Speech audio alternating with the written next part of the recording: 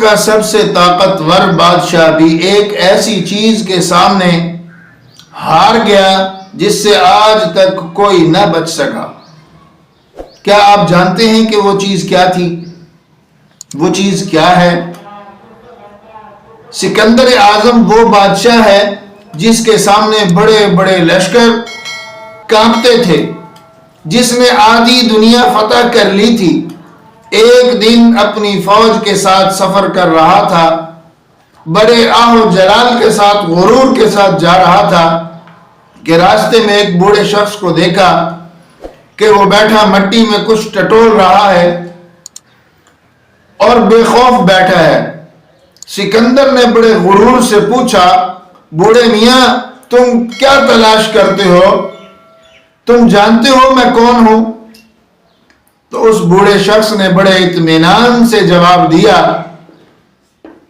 کہ میں اس مٹی کے اندر آپ کے باپ کی ہڈیاں تلاش کرتا ہوں جو بادشاہ تھا، لیکن مجھے سمجھ نہیں آ رہا کہ اس میں ہڈیاں تیرے باپ کی کون سی ہیں اور غلام کی کون سی ہیں۔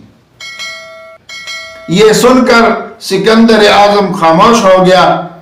بوڑھے نے کہا، جس موت کے سامنے بادشاہ اور غلام برابر ہو جائیں پھر انسان کو غرور کس بات کا ہے؟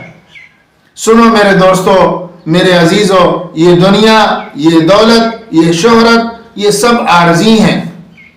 آج انسان اپنے عہدے، طاقت اور پیسے پر فخر کرتا ہے، مگر قبر میں نہ دولت ساتھ جائے گی، نہ طاقت ساتھ جائے گی، نہ شہرت ساتھ جائے گی۔ تو میرے بھائیو، اصل کامیابی یہ نہیں کہ لوگ ہمیں بڑا کہیں، اصل کامیابی یہ ہے کہ اللہ ہم سے راضی ہو جائے۔ یاد رکھیں، موت سب کو برابر کر دیتی ہے، اس لیے دل میں عاجزی اور زبان پر ہمیشہ شکر رکھیں۔